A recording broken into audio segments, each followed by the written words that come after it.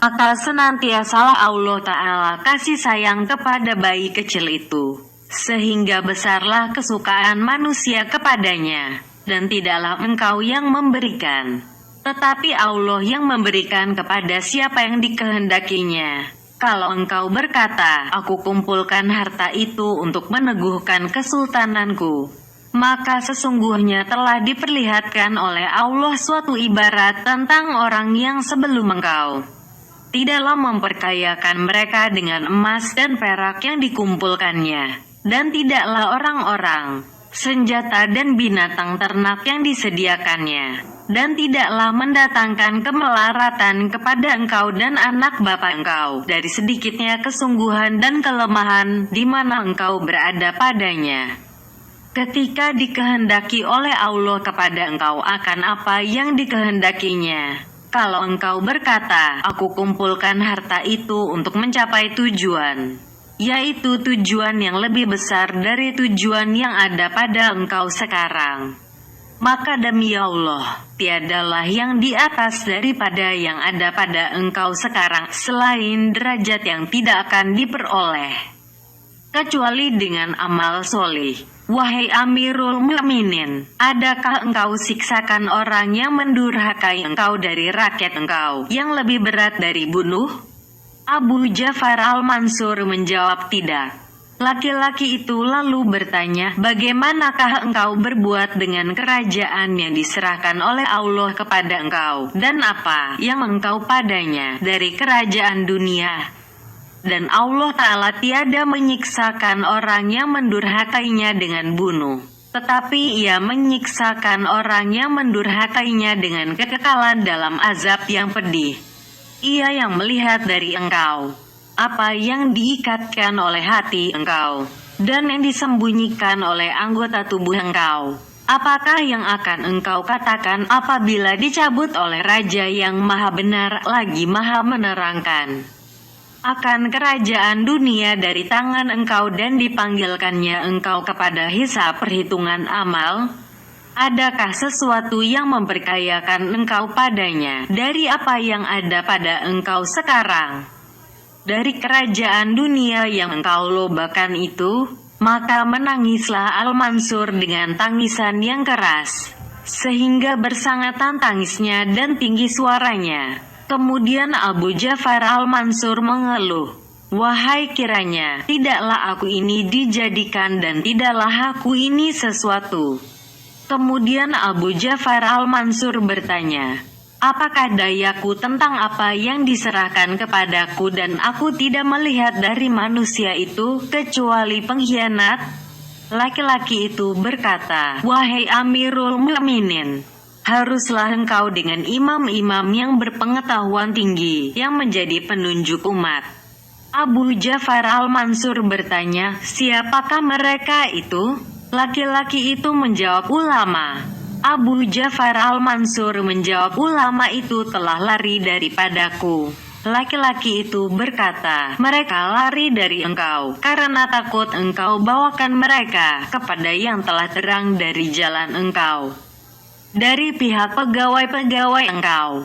Akan tetapi bukakanlah pintu, permudahkan dinding, berikanlah pertolongan kepada orang yang teraniaya dari orang yang menganiaya. Cegahkanlah segala macam kezaliman, ambillah sesuatu dari yang halal dan baik dan bagikanlah dengan benar dan adil.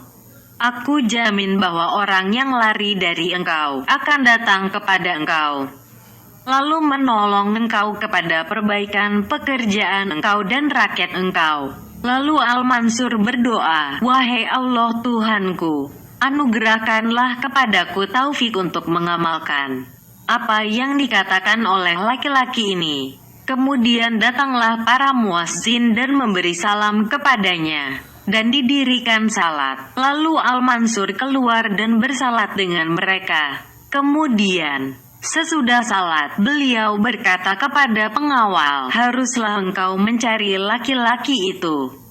Jikalau tidak engkau bawa ia kemari, niscaya aku pancung leher engkau. Abu Ja'far al-Mansur sangat memarah kepada laki-laki itu. Lalu pengawal itu keluar mencari laki-laki tersebut. kiranya ia sedang melakukan tawaf. Lalu pengawal itu mengerjakan salat dengan laki-laki tersebut pada sebahagian pojok dari bukit-bukit yang mengelilingi Makkah. Kemudian duduk menunggu sampai laki-laki itu siap mengerjakan salat. Kemudian ia berkata, "Wahai laki-laki ini, tidakkah engkau bertakwa kepada Allah?" Laki-laki itu menjawab, "Ya." Pengawal itu bertanya lagi, "Adakah engkau mengenai Allah, bermarifah pada Allah?"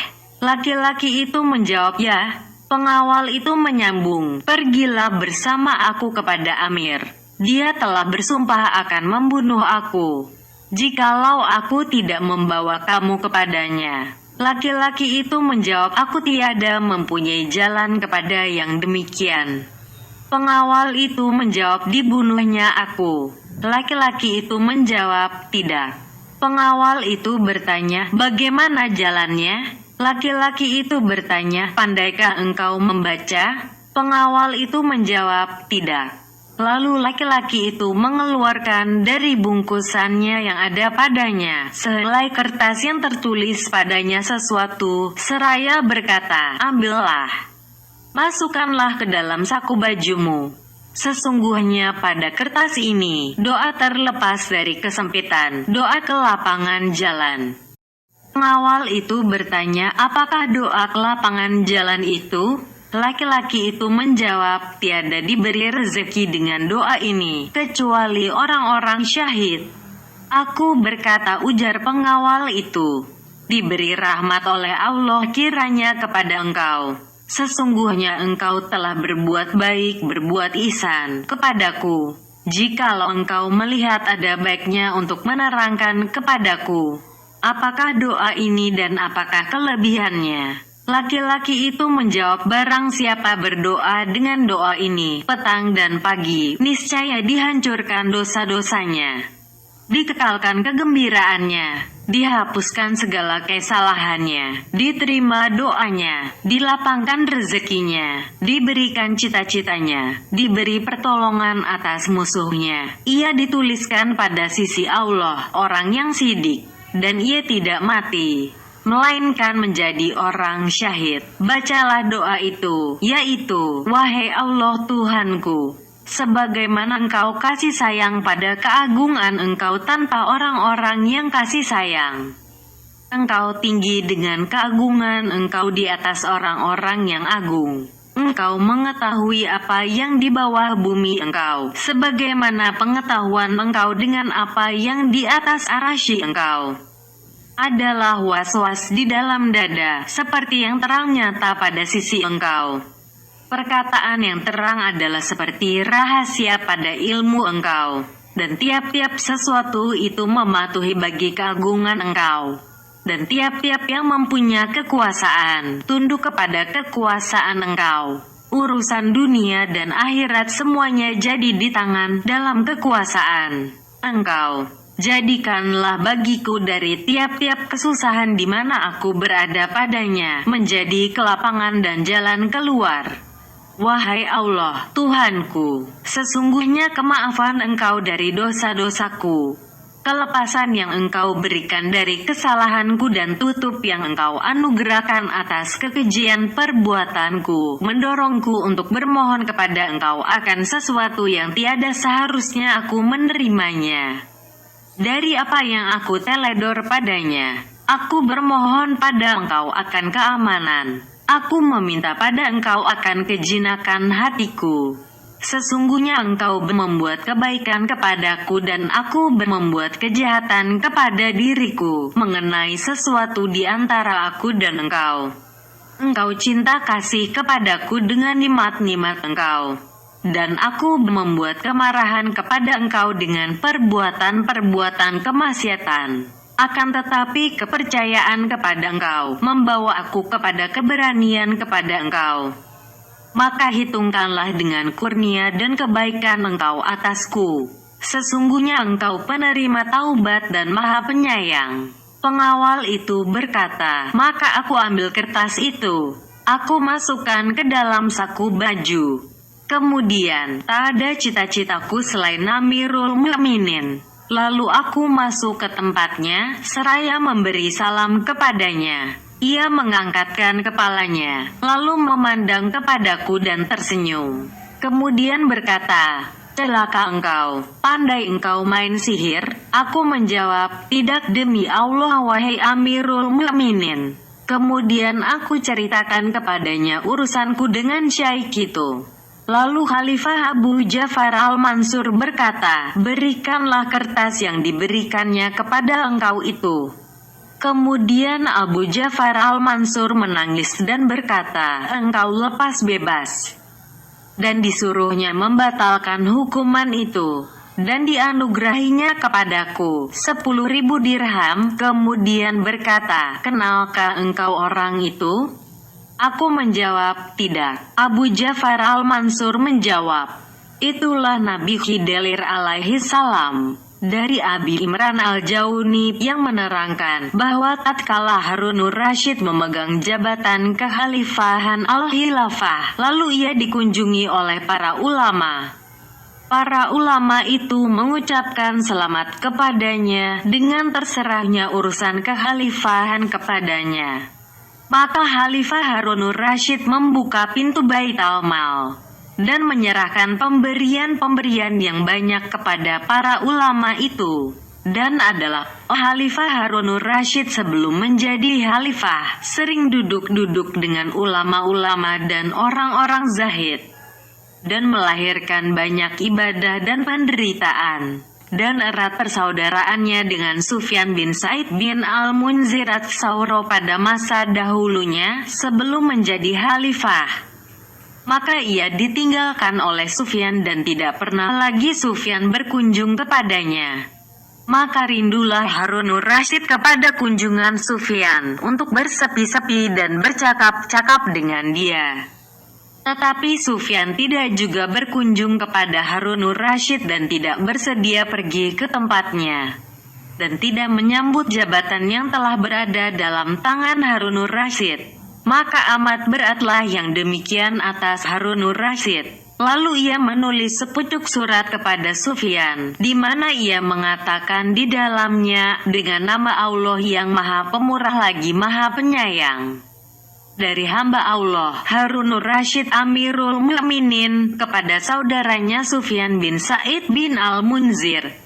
Amma ba'du, adapun kemudian, wahai saudaraku, engkau telah mengetahui bahwa Allah Tabaraka wa Ta'ala telah mempersaudarakan di antara orang-orang mukmin, dan ia jadikan yang demikian pada jalannya dan karenanya. Dan ketahuilah bahwa aku telah mempersaudarakan engkau, persaudaraan yang tidak aku putuskan tali engkau dengannya, dan tidak aku potong kesayangan engkau daripadanya.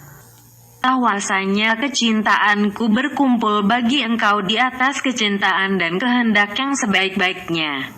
Jikalau tidaklah kalung ini yang dikalungi aku oleh Allah, niscaya aku datangi tempat engkau, walaupun dengan merangkak, karena kecintaan yang aku dapati dalam hatiku kepada engkau. Ketahuilah wahai Abu Abdillah bahwa tiada tinggal seorang pun dari temanku dan teman engkau, melainkan telah berkunjung kepadaku, dan telah mengucapkan selamat kepadaku, disebabkan jabatan yang telah berada dalam tanganku. Aku telah membuka Baitul Mal, dan aku berikan hadiah-hadiah yang banyak kepada mereka yang amat menggembirakan diriku dan menyedapkan mataku. Dan sesungguhnya aku menunggu keterlambatanmu, lalu engkau tidak juga datang kepadaku. Dan aku tuliskan surat ini kepadamu karena sangat rindunya hatiku padamu. Dan engkau, wahai Abu Abdillah, mengetahui apa yang tersebut pada agama tentang keutamaan orang mukmin, kunjungannya dan perhubungannya satu sama lain, silaturahim. Maka apabila telah datang kepadamu suratku ini, bersegeralah. Tatkala surat itu telah siap ditulisnya, lalu ia menoleh kepada orang yang di sisinya. Rupanya semua mereka mengenal Sufyan ats-Tsauri dan kekasarannya. Lalu Khalifah Harunur Rasyid berkata, saya memerlukan seorang dari penjaga-penjaga pintu. Maka disuruh masuk seorang laki-laki yang namanya Ubat At-Talikani. Lalu Harunur Rasyid berkata kepadanya, "Hai Ubat, ambillah suratku ini dan pergilah ke Kufah. Apabila engkau telah masuk ke kota itu, tanyakanlah dari kabilah Bani Saur. Kemudian tanyakanlah, mana Sufyan Ats-Tsuri.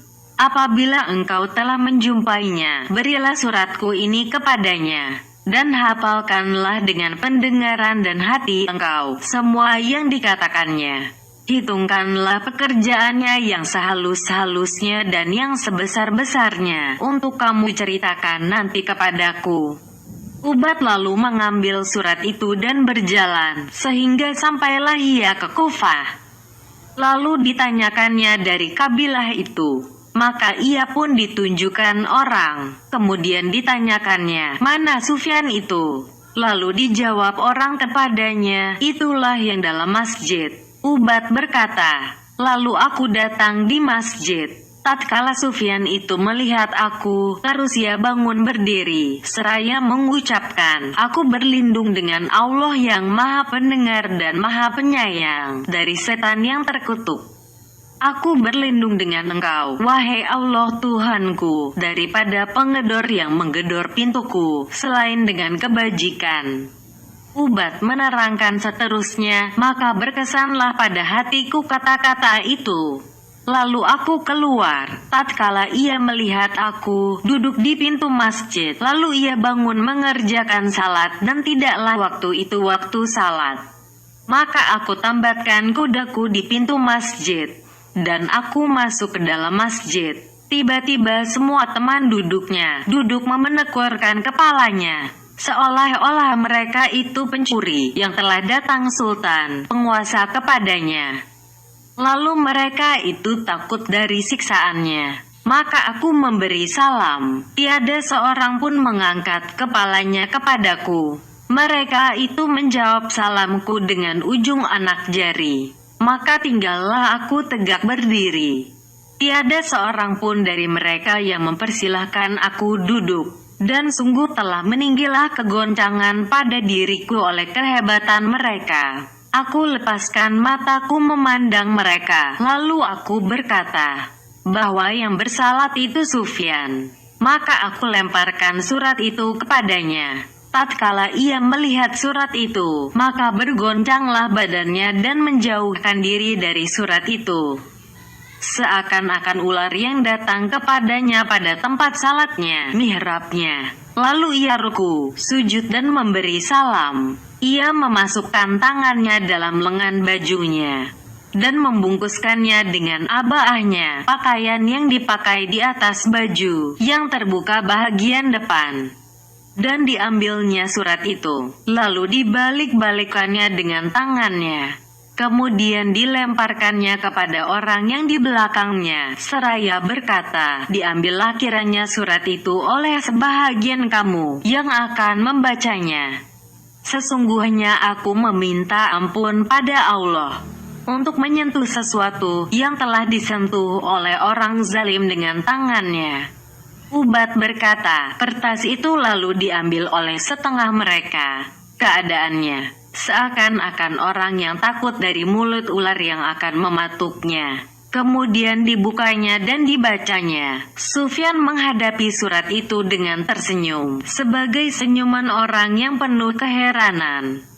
Tatkala yang membaca itu selesai dari membacanya, lalu Sufyan berkata, "Balikkan kertas itu dan tuliskan kepada orang zalim itu pada belakang suratnya." Lalu ada orang yang berkata kepada Sufyan, "Hai Abu Abdillah, bahwa dia itu khalifah. Kalau engkau tuliskan kepadanya pada kertas yang bersih, belum bertulis bagaimana?" Sufyan menjawab, "Tulislah kepada orang zalim itu pada belakang suratnya. Kalau kertas itu diusahakannya dari yang halal, maka akan dibalaskan amalannya. Kalau diusahakannya dari yang haram, maka akan dimasukkan dia ke dalam neraka. Dan tidak tinggal suatu pun yang disentuh oleh orang zalim pada kita, lalu merusakkan agama kita." Lalu orang bertanya kepadanya, apakah yang akan kami tulis? Sufyan menjawab, tulislah, dengan nama Allah yang maha pemurah lagi maha penyayang, dari hamba Allah yang berdosa. Sufyan bin Said bin Al-Munzir Ats-Suri, kepada hamba Allah yang tertimpa dengan angan-angan Harunur Rasyid yang telah mencabutkan kemanisan iman. Amma ba'du, kemudian itu, maka sesungguhnya aku telah menulis surat kepadamu, aku beritahukan kepadamu bahwa aku telah memutuskan tali perhubungan dengan engkau, dan aku telah memotong kecintaan engkau, dan aku marah akan tempat kedudukan engkau, jabatan kekhalifahan, bahwa engkau telah jadikan aku saksi atas engkau, dengan pengakuan engkau atas diri engkau pada surat engkau, dengan apa yang engkau serang atas Baitul Mal kaum muslimin. Engkau telah membelanjakannya pada bukan haknya, dan engkau menghabiskannya pada bukan hukumnya. Kemudian engkau tidak senang dengan apa yang aku kerjakan, dan engkau itu jauh daripadaku, sampai engkau tuliskan surat kepadaku. Engkau jadikan aku saksi atas diri engkau. Adapun aku sesungguhnya telah naik saksi atas engkau dan teman-temanku yang menyaksikan pembacaan surat engkau. Dan akan kami tunaikan kesaksian itu atas engkau besok di hadapan Allah Ta'ala. Hai Harun, engkau telah menyerang Baitul Mal kaum muslimin tanpa kerelaan mereka. Adakah rela dengan perbuatan engkau itu orang-orang yang dijinakan hatinya, orang-orang mu'alaf, orang-orang amil zakat di bumi Allah Ta'ala, orang-orang yang berjihad fisabilillah dan ibnu sabil? Adakah rela dengan yang demikian? Pendukung-pendukung Al-Quran, ahli-ahli ilmu, perempuan-perempuan janda dan anak-anak yatim, adakah rela dengan yang demikian? Orang banyak dari rakyat engkau, maka ikatlah wahai Harun kain sarung engkau. Sediakanlah untuk pertanyaan akan jawabannya dan untuk bahaya bajunya. Ketahuilah bahwa engkau akan berdiri di hadapan Hakim yang Maha Adil. Sesungguhnya engkau telah mendatangkan bahaya pada diri engkau, karena engkau cabut kemanisan ilmu, zuhud, kelezatan Al-Quran, dan duduk-duduk dengan orang-orang pilihan. Engkau rela untuk diri engkau bahwa engkau itu menjadi orang zalim dan imam bagi orang-orang zalim. Wahai Harun, engkau duduk di atas kursi kebesaran. Engkau memakai kain sutera. Engkau pasang tabir pada pintu engkau. Dan engkau menyerupakan dengan Tuhan serwa sekalian alam dengan penjaga-penjaga. Kemudian engkau dudukkan tentara-tentara engkau yang zalim pada pintu engkau dan tabir engkau. Mereka membuat kezaliman kepada manusia, dan mereka itu tidak insaf. Mereka itu meminum khamar dan memukul orang yang meminum khamar. Mereka itu berzina dan menghukum orang yang berzina. Mereka itu mencuri dan memotong tangan orang yang mencuri. Apakah tidak hukuman-hukuman ini atas diri engkau dan atas diri mereka sebelum engkau menghukumkan orang lain? Maka bagaimanakah engkau besok, hai Harun? Apabila dipanggil oleh pemanggil dari pihak Allah Ta'ala, kumpulkanlah mereka-mereka yang zalim serta istri-istrinya. Manakah orang-orang zalim itu dan penolong-penolong orang-orang yang zalim? Lalu pemanggil itu mendatangkan engkau di hadapan Allah Ta'ala dan kedua tangan engkau dirantaikan ke leher engkau. Tiada yang akan melepaskannya selain oleh keadilan engkau dan keinsafan engkau. Orang-orang zalim itu di sekeliling engkau, dan engkau yang mendahului dari imam mereka ke api neraka. Seakan-akan aku dengan engkau, wahai Harun, telah engkau ambil dengan kesempitan pencekik leher dan engkau datangkan kesulitan-kesulitan. Engkau melihat kebaikan engkau dalam timbangan orang lain, dan kejahatan orang lain dalam timbangan engkau, sebagai tambahan dari kejahatan engkau, bahaya di atas bahaya, kegelapan di atas kegelapan. Maka jagalah dengan wasiatku dan ambillah pengajaran dengan pengajaranku yang aku berikan kepadamu. Ketahuilah bahwa aku telah menasehatimu, dan tidak aku tinggalkan suatu tujuan pun pada menasehati engkau. Takutlah akan Allah, hai Harun, tentang rakyat engkau.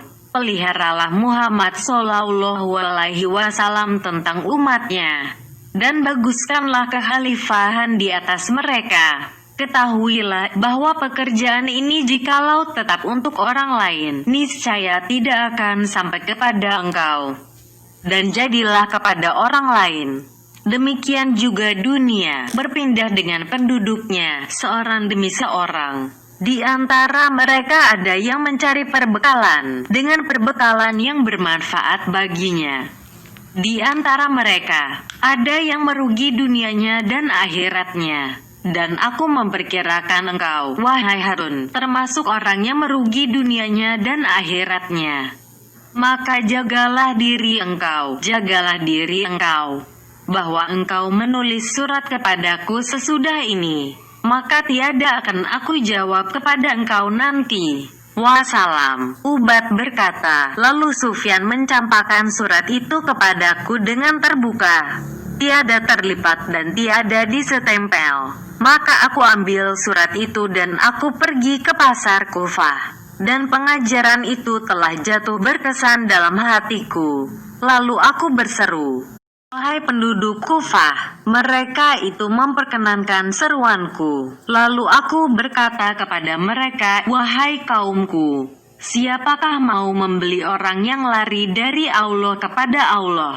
Lalu mereka hadapkan kepadaku dinar dan dirham. Lalu aku berkata, aku tiada memerlukan kepada harta. Akan tetapi baju jubah bulu yang kasar dan abaah, baju luar terbuka bagian depan, dari kapas. Ubaid meneruskan kisahnya, lalu diberikan kepadaku yang demikian. Dan aku buka pakaian yang ada pada tubuhku, yang telah aku pakai bersama Amirul Mukminin. Dan aku mengendarai Al-Barzun, kuda Rumawi, dengan senjata yang aku bawakan dahulu. Sehingga sampailah aku pada pintu Amirul Mukminin Harun, dengan kaki telanjang, kaki ayam. Berjalan kaki, lalu aku diejekkan oleh orang-orang yang ada pada pintu khalifah. Kemudian diizinkan aku masuk. Maka tatkala aku masuk ke tempat khalifah dan ia melihat aku dalam keadaan yang demikian, lalu ia bangun dan duduk. Kemudian bangun lagi seraya memukul kepalanya dan mukanya, dan berdoa dengan kebinasaan dan kesedihan dan berkata, telah memperoleh manfaatlah utusan dan telah kecewalah yang mengutus. Apalah bagiku dunia, apalah bagiku. Kerajaan akan hilang daripadaku dengan segera. Kemudian, aku serahkan surat itu kepadanya dengan terbuka, sebagaimana diserahkan kepadaku. Lalu Harun menghadapinya membaca dan air matanya jatuh berderai dari kedua matanya. Ia membaca dan menarik nafas. Maka berkatalah setengah orang-orang yang duduk bersamanya, wahai Amirul Mukminin, sungguh telah begitu berani Sufyan atas engkau. Kalau engkau hadapkan kepadanya, maka engkau beratkan dia dengan besi dan engkau sempitkan penjara kepadanya. Niscaya engkau membuat dia menjadi ibarat pengajaran kepada orang lain. Harun menjawab, tinggalkanlah kami hai budak-budak dunia yang telah tertipu orang-orang yang telah kamu tipu. Dan celaka orang-orang yang engkau binasakan. Sesungguhnya Sufyan satu-satunya umat, tiada seorang pun yang menyerupai sifatnya. Biarkanlah Sufyan dengan keadaannya yang demikian.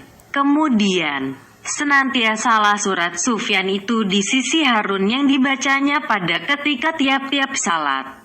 Sehingga ia wafat dicurahkan rahmat oleh Allah kiranya kepadanya. Maka Allah mencurahkan rahmat kepada hamba yang memperhatikan kepada dirinya, dan bertakwa kepada Allah tentang apa yang akan didatangkan kepadanya besok dari amal perbuatannya. Karena amal perbuatan itu akan dihitung, dihisab dan diberi balasan. Wallahu waliyut taufik. Allah yang menganugerahkan taufik. Dari Abdullah bin Mahran yang menceritakan bahwa Harunur Rasyid pergi haji. Maka sampailah ia di Kufah, lalu tinggal di situ beberapa hari. Kemudian ia bersiap untuk berangkat. Lalu keluarlah manusia banyak melepaskan keberangkatannya. Dan keluar pula Bahlul gila bersama orang yang keluar dengan membawa sampah. Anak-anak kecil mengganggu dan suka kepadanya. Tatkala telah siap kendaraan Harun untuk berangkat, lalu si Bahlul melarang anak-anak kecil itu mempermain-mainkannya. Sewaktu telah datang Harun, maka si Bahlul berseru dengan sekuat-kuat suaranya, "Wahai Amirul Mukminin!" Lalu Harun membuka kelambu dengan tangannya dari mukanya, seraya berkata, "Labaika ya Bahlul." Si Bahlul menyambung, "Wahai Amirul Mukminin, disampaikan hadits kepada kami oleh Haiman bin Nail dari Qudamah bin Abdullah al-Amiri, di mana Qudamah berkata, aku melihat Nabi SAW meninggalkan Arafah dengan mengendarai untanya yang berwarna putih bercampur merah. Tak ada pukulan, tak ada usiran dan tak ada kepada engkau. Engkau merendahkan diri pada perjalanan engkau ini, wahai Amirul Mukminin. Adalah lebih baik bagi engkau dari kesombongan dan keperkasaan engkau. Abdullah bin Mahran berkata, lalu Harun menangis, sehingga jatuhlah air matanya ke bumi. Kemudian ia berkata, hai Bahlul, tambahkan lagi kepada kami, kiranya Allah mencurahkan rahmat kepada engkau. Bahlul menjawab, boleh, wahai Amirul Mukminin. Orang yang didatangkan oleh Allah harta dan kecantikan, lalu membelanjakan dari hartanya dan menjaga diri dari perbuatan jahat pada kecantikannya, niscaya ia tertulis dalam buku daftar Allah Ta'ala yang bersih bersama orang-orang baik. Harunur Rasyid menjawab, baik sekali engkau, hai Bahlul. Dan beliau menyerahkan suatu pemberian kepada si Bahlul. Bahlul berkata, kembalikan pemberian ini kepada orang yang engkau ambil daripadanya. Aku tiada berhajat kepada pemberian. Harunur Rasyid berkata, hai Bahlul, kalau ada hutangmu, maka kami bayar hutang itu. Bahlul menjawab, wahai Amirul Mukminin, mereka ahli ilmu di Kufah adalah berkecukupan. Telah sepakat pendapat mereka bahwa membayar hutang dengan hutang tidak boleh. Harunur Rasyid berkata, hai Bahlul, kami alirkan kepada engkau apa yang menjadikan makanan engkau atau yang menjadikan tempat tinggal engkau. Abdullah bin Mahran menceritakan seterusnya. Lalu Bahlul mengangkatkan kepalanya ke langit, kemudian berkata, wahai Amirul Mukminin, aku dan engkau dalam tanggunan iyal Allah, maka mustahil ia ingat akan engkau dan lupa akan aku. Abdullah bin Mahran menceritakan, maka Harun menurunkan kelambu dan pergi. Dari Abil Abbas al-Hashimi, dari Solih bin al-Mamun, di mana Solih berkata, aku masuk ke tempat Al-Harits al-Muhasibira, lalu aku bertanya kepadanya, hai Abu Abdillah, adakah engkau hitung amalan dirimu? Al-Harits menjawab, ada ini sekali. Maka aku bertanya kepadanya, lalu hari ini? Al-Harits menjawab, aku sembunyikan keadaanku. Sesungguhnya aku membaca suatu ayat dari kitab Allah Ta'ala, maka aku kikir untuk didengarkan oleh diriku. Jikalau tidaklah dikerasi oleh kegembiraan padanya, niscaya tidak aku melahirkannya. Adalah aku pada suatu malam, duduk di mihrabku. Tiba-tiba datang seorang pemuda yang berparas cantik, harum baunya. Lalu memberi salam kepadaku. Kemudian ia duduk di hadapanku. Maka aku bertanya kepadanya, siapa engkau? Pemuda itu menjawab, aku adalah seorang pengembara, bermaksud menjumpai orang-orang yang beribadah pada mihrabnya. Aku tiada melihat engkau mempunyai kerajinan.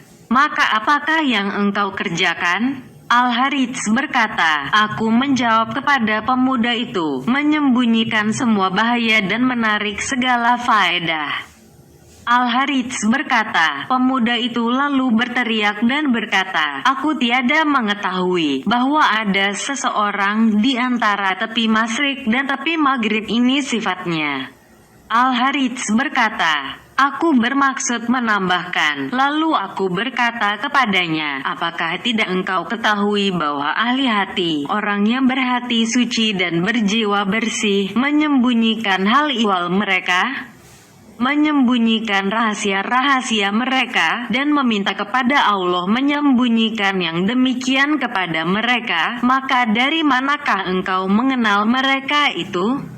Al-Harits berkata, pemuda itu berteriak. Teriakan yang membawa ia jatuh pingsan. Ia tinggal padaku 2 hari belum sadar. Kemudian ia sembuh dan telah berhadas pada kainnya. Maka tahulah aku akan hilang akalnya. Lalu aku keluarkan baginya kain baru. Dan aku berkata kepadanya, ini kain kafanku. Aku utamakan untuk engkau memberikannya. Mandilah dan ulanglah salatmu. Pemuda itu menjawab, berilah air. Lalu ia mandi dan mengerjakan salat.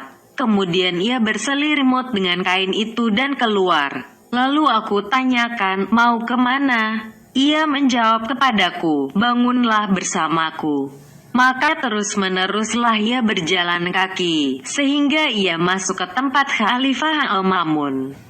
Lalu ia memberi salam kepadanya dan berkata, hai orang zalim, aku ini orang zalim. Jikalau tidak aku katakan kepadamu, hai orang zalim, aku meminta ampun pada Allah dari keteledoranku pada engkau. Tidakkah engkau takut akan Allah Ta'ala tentang apa yang telah dianugerahkannya menjadi milik engkau? Pemuda itu banyak berkata-kata. Kemudian ia bermaksud hendak keluar dan aku duduk di pintu. Lalu Al-Mamun menuju kepadanya dan bertanya, siapa engkau? Pemuda itu menjawab, aku seorang pengembara. Aku berpikir tentang apa yang dikerjakan oleh orang-orang sidik sebelumku. Maka tiada aku dapati diriku mempunyai keberuntungan padanya. Maka tergantunglah aku dengan pengajaran engkau. Mudah-mudahan aku menyusuli mereka. Al-Harits meneruskan ceritanya. Lalu Al-Mamun memerintahkan memotong leher pemuda itu. Kemudian dikeluarkan pemuda itu dan aku duduk pada pintu dengan berbungkus dalam kain itu. Dan seorang penyeru menyerukan, siapa yang menjadi wali pemuda itu, maka hendaklah mengambilkannya. Al-Harits berkata, aku bersembunyi daripadanya. Lalu pemuda itu diambil oleh kaum-kaum perantau. Mereka itu menguburkannya dan aku bersama mereka. Aku tidak memberitahukan kepada mereka akan hal ihwal itu. Aku bertempat tinggal dalam masjid dekat kuburan, sedih mengenangkan pemuda itu. Lalu kedua mataku memaksakan aku tidur. Tiba-tiba terlihat bahwa pemuda itu di antara bidadari-bidadari, di mana aku belum pernah melihat yang lebih cantik dari mereka. Pemuda itu berkata, hai Harits, engkau demi Allah adalah di antara penyembunyi-penyembunyi yang menyembunyikan hal ihwal mereka dan mentaati Tuhan mereka. Lalu aku bertanya, apakah yang diperkuat mereka? Pemuda itu menjawab, pada hari kiamat mereka akan bertemu dengan engkau. Lalu aku melihat kepada suatu rombongan yang berkendaraan. Maka aku bertanya, siapakah kamu? Mereka itu menjawab, orang-orang yang menyembunyikan hal ihwalnya. Pemuda itu telah menggerakkan perkataan engkau baginya. Maka tidak adalah dalam hatinya sesuatu daripada apa yang engkau sifatkan. Lalu ia keluar untuk amar ma'ruf dan nahi munkar. Dan Allah Ta'ala menempatkannya bersama kami dan marah karena hambanya. Dari Ahmad bin Ibrahim al-Mukri, yang menerangkan bahwa adalah Abul Husain An-Nuri, seorang laki-laki yang sedikit berkata-kata yang tiada perlu. Ia tiada bertanya dari hal yang tiada penting. Ia tiada memeriksa dari hal yang tiada diperlukannya. Adalah ia, apabila melihat perbuatan munkar, niscaya melarangnya. walaupun membawa kepada kebinasaan dirinya. Maka pada suatu hari, ia turun ke tempat perhentian perahu di sungai Tigris yang terkenal dengan nama Masyra al-Fahamin. Ia bersuci, mengambil wudhu untuk salat. Tiba-tiba ia melihat sebuah kapal kecil, di dalamnya 30 kaleng, yang tertulis padanya dengan cat hitam kata-kata, Lutfan. Abu Husain An-Nuri lalu membaca tulisan itu dan menantangnya. Karena ia tidak mengenal dalam perniagaan dan dalam berjual beli suatu barang yang disebut dengan Lutfan itu. Lalu ia bertanya kepada kelasi kapal itu, apakah dalam kaleng-kaleng ini? Kelasi itu menjawab, apa perlunya bagimu, pergilah pada urusanmu. Tatkala An-Nuri mendengar perkataan tersebut dari kelasi itu, maka bertambahlah keinginannya hendak mengetahuinya. Lalu ia berkata, saya suka engkau terangkan kepadaku. Barang apakah dalam kaleng-kaleng ini? Kelasi itu menjawab, apa perlunya kepada engkau? Engkau demi Allah seorang sufi yang suka kepada yang tiada penting. Ini adalah khamar kepunyaan Khalifah Al-Mu'tadid yang bermaksud menyempurnakan majelisnya dengan barang ini. Lalu An-Nuri bertanya untuk menegaskan, ini khamar? Kelasi itu menjawab, ya. Maka berkata An-Nuri, aku suka engkau berikan kepadaku pengayuh itu. Lalu marahlah kelasi itu kepadanya, seraya berkata kepada budaknya, berilah pengayuh itu, sehingga aku akan melihat apa yang akan diperbuatnya. Tatkala pengayuh itu sudah berada dalam tangannya, lalu An-Nuri naik ke kapal kecil itu.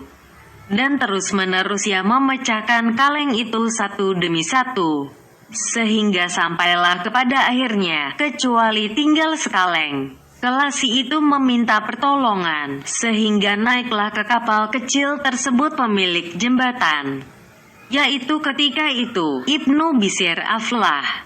Lalu ia menangkap An-Nuri dan dibawanya ke hadapan Al-Mu'tadid. Dan Al-Mu'tadid itu adalah pedangnya sebelum berbicara. Dan orang tidak ragu lagi bahwa Al-Mu'tadid akan membunuh An-Nuri. Abul Husain An-Nuri meneruskan ceritanya. Lalu aku dimasukkan ke tempat Al-Mu'tadid. Dan ia sedang duduk di atas kursi besi dan di tangannya tongkat yang dibalik-balikannya. Tatkala ia melihat aku, lalu bertanya, siapakah engkau? Aku menjawab, Muhtasib, orang yang melaksanakan amar ma'ruf dan nahi munkar. Al-Mu'tadid bertanya lagi, siapa yang mengangkatkan engkau untuk melaksanakan al-hisbah, pengaturan dan persiapan? Aku menjawab, yang memerintahkan engkau menjadi imam, khalifah. Itulah yang memerintahkan aku untuk al-hisbah, pengaturan dan persiapan, wahai Amirul Mukminin. An-Nuri meneruskan ceritanya. Al-Mu'tadid menekurkan kepalanya ke bumi sesaat lamanya. Kemudian ia mengangkatkan kepalanya kepadaku, seraya bertanya, apakah yang membawa engkau kepada perbuatan yang engkau lakukan? Lalu aku menjawab, karena kasih sayangku kepadamu. Karena aku telah bukakan tanganku kepada menghinakan perbuatan makruh daripadamu. Lalu aku teledor daripadanya. An-Nuri meneruskan ceritanya. Maka Al-Mu'tadid menekurkan kepalanya berpikir tentang perkataanku. Kemudian ia mengangkatkan kepalanya kepadaku, seraya berkata, bagaimana maka engkau lepaskan satu kaleng ini dari jumlah kaleng-kaleng itu? Aku menjawab, tentang terlepasnya satu kaleng itu ada sebab yang akan aku terangkan kepada Amirul Mukminin, jikalau diizinkan. Al-Mu'tadid lalu menjawab, mari, ceritakan kepadaku. Lalu aku berkata, wahai Amirul Mukminin, sesungguhnya aku telah kuhadapkan kepada kaleng-kaleng itu dengan menuntut kebenaran Allah yang Maha Suci bagiku dengan yang demikian. Dan telah penuhlah hatiku oleh kesaksian keagungan bagi kebenaran dan ketakutan tuntutan. Maka lenyaplah kehebatan makhluk daripadaku. Lalu aku datang kepada kaleng-kaleng itu dengan keadaan ini. Sehingga sampailah aku kepada kaleng yang satu ini. Lalu dariku merasa sombong, karena aku telah tampil kepada orang seperti engkau. Lalu aku mencegah, dan jikalau aku tampil kepada kaleng yang satu itu dengan keadaan yang pertama, walaupun dunia ini penuh dengan kaleng-kaleng itu, niscaya akan aku pecahkan, dan aku tiada mengambil pusing. Maka Al-Mutatlit berkata, pergilah, kami lepaskan tangan engkau. Ubahlah apa yang engkau sukai mengubahkannya dari perbuatan munkar. Abul Husain meneruskan ceritanya. Lalu aku berkata, wahai Amirul Mukminin, marahlah kepadaku akan perubahan, karena aku sesungguhnya merubahkan dari Allah Ta'ala, dan aku sekarang merubahnya dari syaratku. Lalu Al-Mutatlit bertanya, apa hajatmu? Aku menjawab, wahai Amirul Mukminin, engkau perintahkan pengeluaranku dengan selamat. Lalu Al-Mutatlit memerintahkan yang demikian, dan keluarlah Abul Husain An-Nuri ke Basrah. Maka adalah kebanyakan harinya ia di situ, karena takut ia ditanyakan oleh seseorang akan keperluan yang ditanyakan oleh Al-Mutatlit. An-Nuri bertempat tinggal di Basrah sampai Al-Mutatlit wafat. Kemudian ia kembali ke Baghdad. Inilah perjalanan hidup, sirah, ulama-ulama dan adab kebiasaan mereka tentang amar ma'ruf dan nahi munkar. Dan sedikitnya mereka memperdulikan kekuasaan sultan-sultan. Akan tetapi mereka bertawakal di atas kurnia Allah Ta'ala, bahwa ia menjaga mereka. Dan mereka rela dengan hukum Allah Ta'ala, bahwa Allah Ta'ala menganugerahkan pahala syahid kepada mereka. Tatkala mereka telah mengikhlaskan niat karena Allah, niscaya membekaslah perkataan mereka pada hati yang kesat.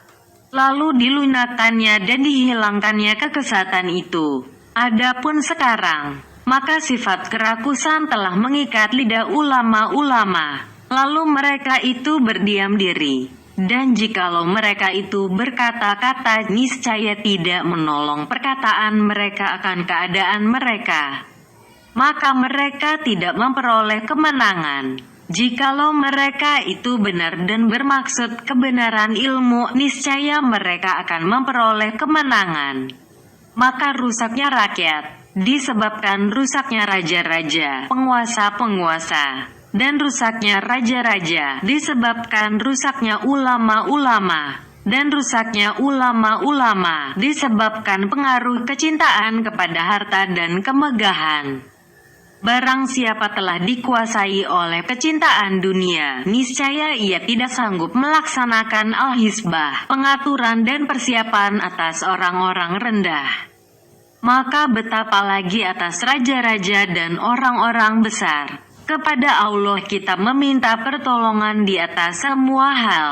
Telah tamat kitab Amar Ma'ruf dan Nahi Munkar dengan pujian kepada Allah, pertolongan dan kebagusan taufiknya.